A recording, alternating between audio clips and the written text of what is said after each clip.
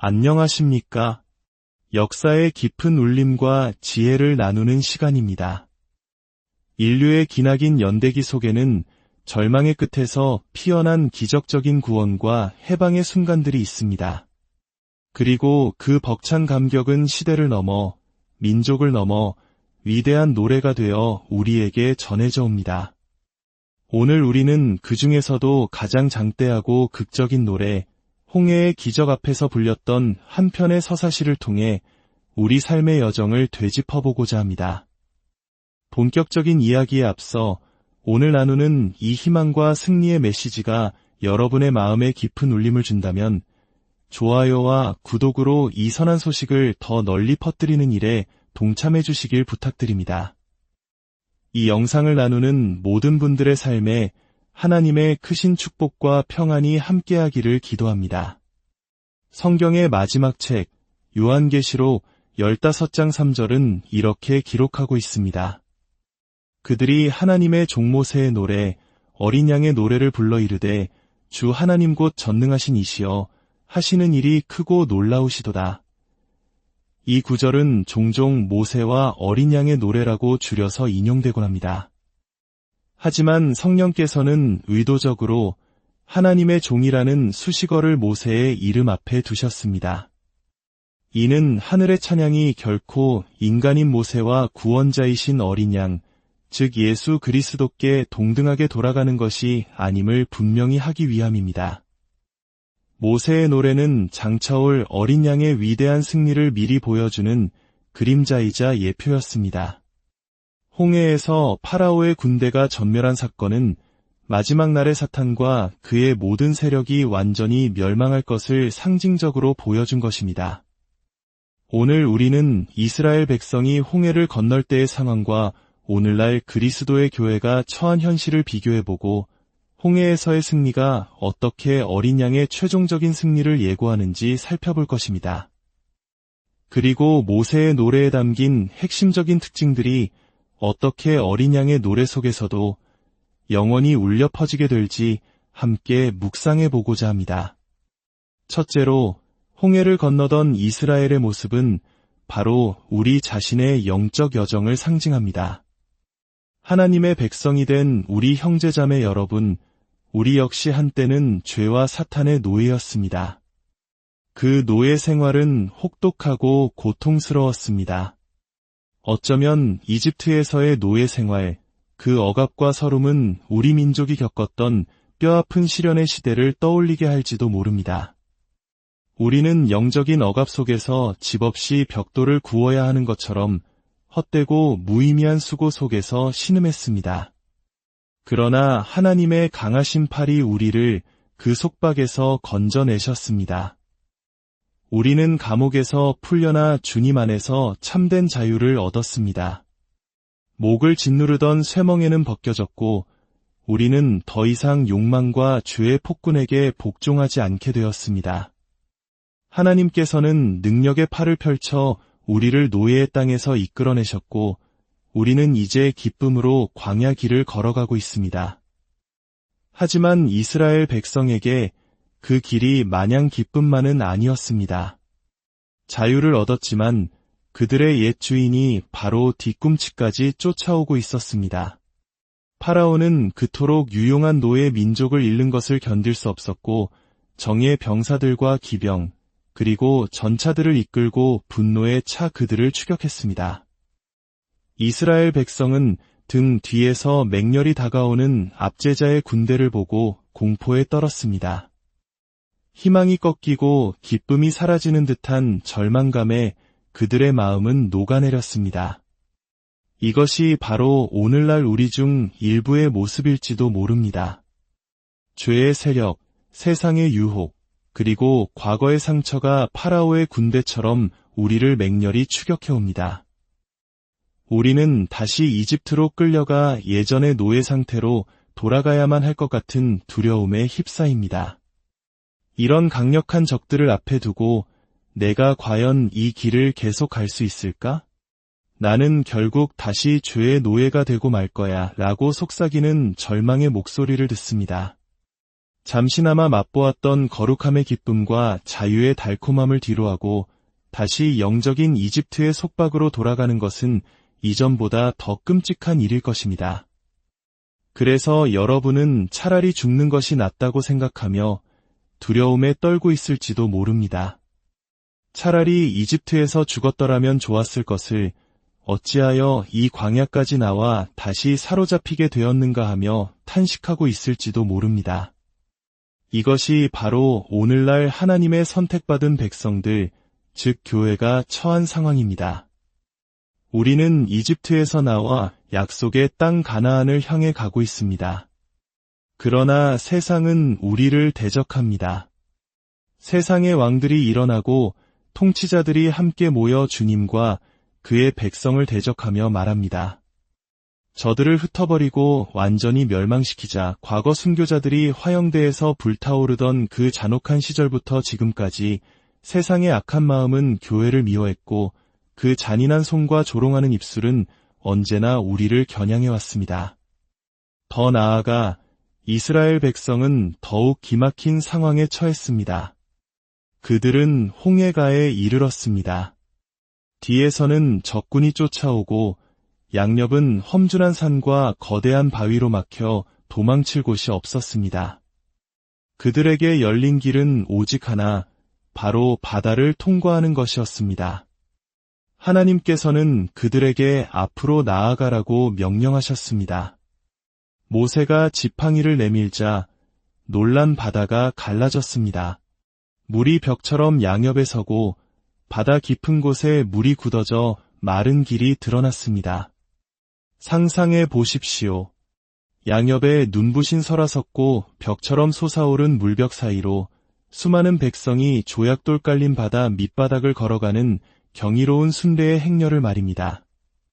하나님의 마지막 백성 한 사람까지 안전하게 건널 때까지 물벽은 하나님의 입김에 얼어붙은 듯 굳건히 서 있었습니다.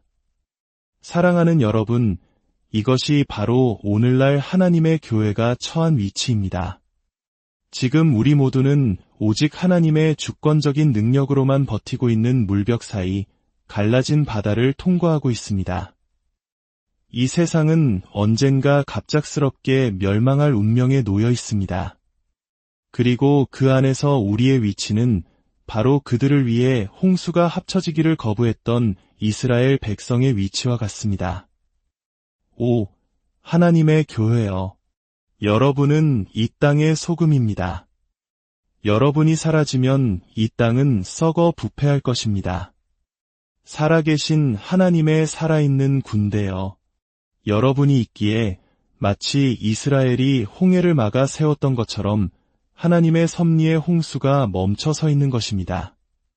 그러나 마지막 한 사람이 이 역사의 무대를 떠나는 순간 하나님의 불타는 진노와 무서운 분노가 지금 여러분이 서 있는 이 땅 위로 쏟아져 내릴 것이며 여러분의 원수들은 바로 여러분이 안전하게 걸어갔던 그 자리에서 파멸을 맞이할 것입니다. 자연의 순리대로라면 홍해는 계속해서 흘러야 했습니다. 그러나 하나님의 능력으로 바다는 둘로 나뉘었고 물은 멈춰 섰습니다. 마찬가지로 자연적인 공의의 흐름대로라면 죄악으로 가득 차 신음하는 이 세상은 당장 멸망해야 마땅합니다. 이 세상이 불로 심판받을 마지막 그날까지 버티고 있는 유일한 이유는 바로 하나님의 백성인 우리가 그 안에 있기 때문입니다. 그러나 우리가 이 세상을 다 통과하고 나면 갈라졌던 심판의 홍수는 다시 만나 서로를 뜨겁게 끌어안으며 그 안에 있던 원수들을 집어삼킬 것입니다. 둘째로, 모세의 승리는 어린 양의 최종적인 승리의 그림자였습니다. 모세는 홍해가에서 주님께 노래를 불렀습니다. 요한계시록을 보면 죄와 악의 세력으로부터 보호받은 성도들이 불이 섞인 유리바다 위에서 바로 이 모세와 어린 양의 노래를 부르는 장면이 나옵니다. 모세의 노래는 잔잔하고 유리처럼 맑은 바다 옆에서 불렸습니다. 잠시 동안 거칠게 나뉘고 굳어졌던 바다는 이스라엘이 안전하게 건너자마자 원수들을 돌처럼 바닥에 가라앉히고 새벽이 되자 다시 평온을 되찾았습니다. 그렇다면 지금 하나님의 백성을 위해 갈라져 있는 이 거대한 섭리의 바다가 다시 하나가 되는 날이 올까요? 그렇습니다. 그날이 가까이 오고 있습니다. 하나님의 위대한 계획이 성취되고 더 이상 당신의 백성을 구원하기 위해 섭리의 질서를 바꾸실 필요가 없는 날이 오면 두 물벽은 다시 합쳐질 것입니다. 그리고 그 깊은 곳에서는 영원히 타오르는 불이 악인들을 삼킬 것입니다. 하나님의 백성이 서게 될 그 바다는 표면이 수정처럼 맑고 고요할 것입니다.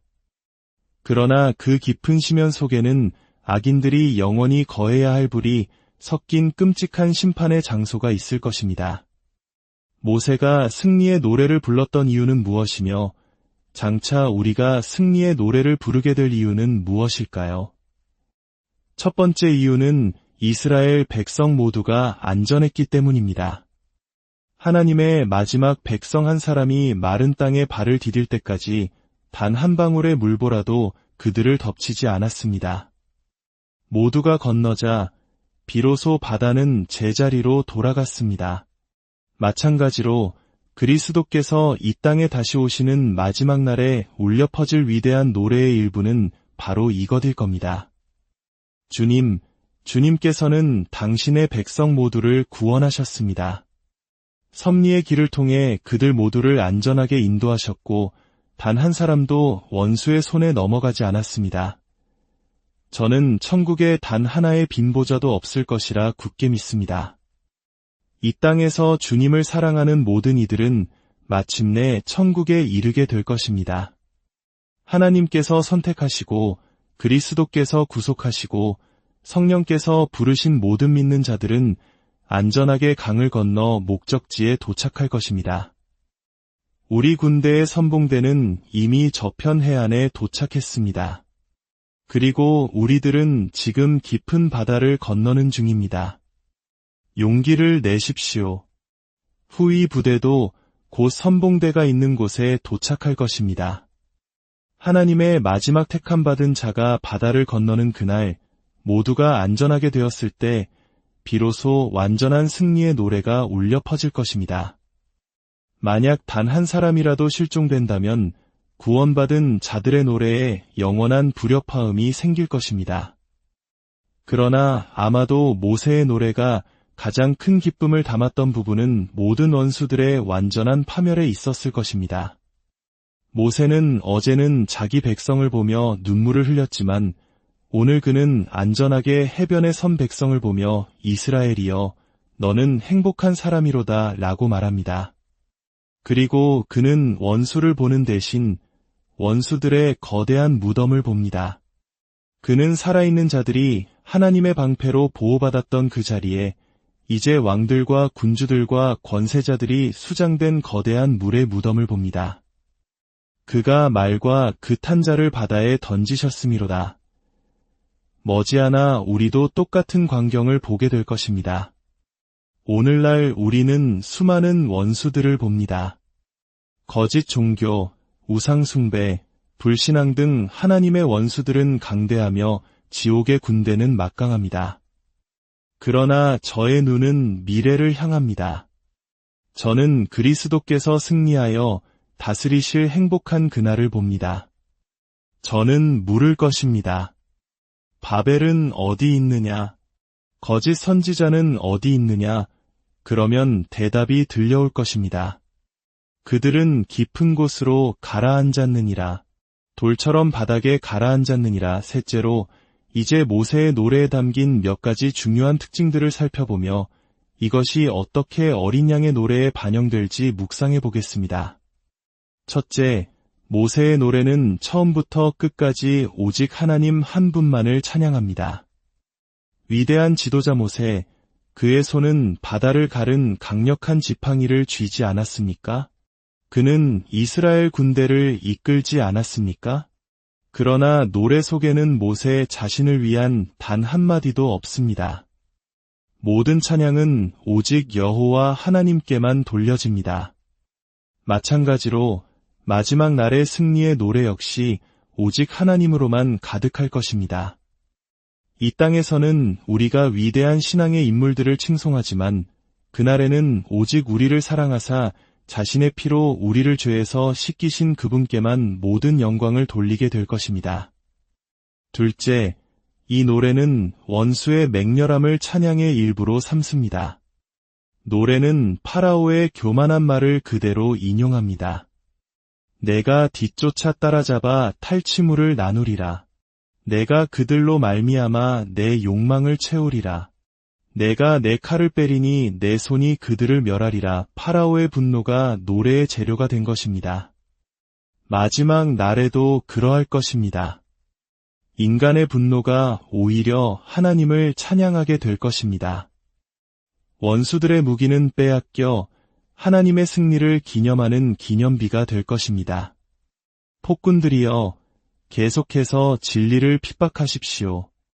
여러분이 하는 모든 일은 결국 우리 주님의 영광을 더욱 크게 할 뿐입니다. 전쟁 준비가 거대할수록 주님께서 나누실 전리품은 더욱 풍성해질 것입니다.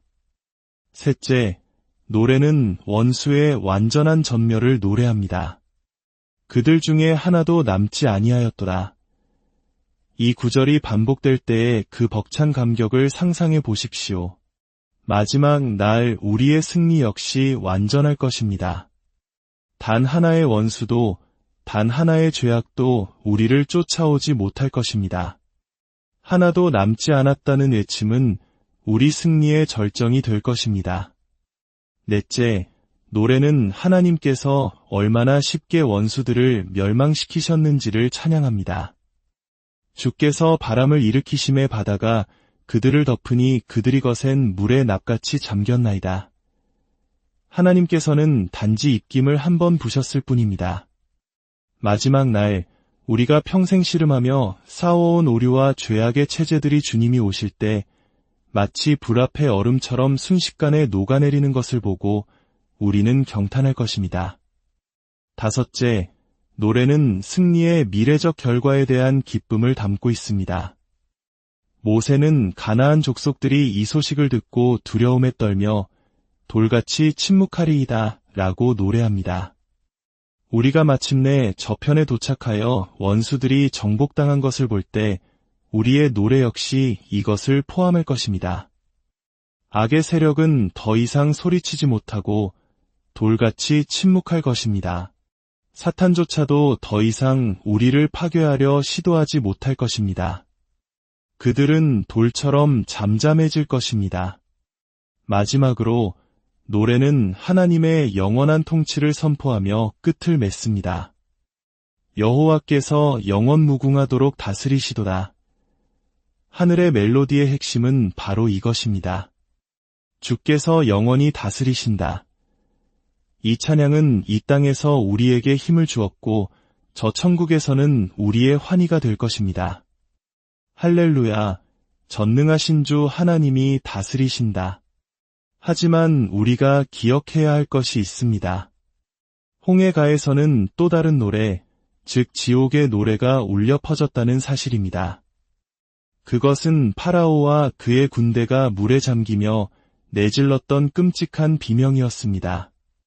하늘과 바다를 찢는 듯했던 그 끔찍한 고통의 절규는 순식간에 덮쳐온 물에 잠겨 다시는 들리지 않았습니다.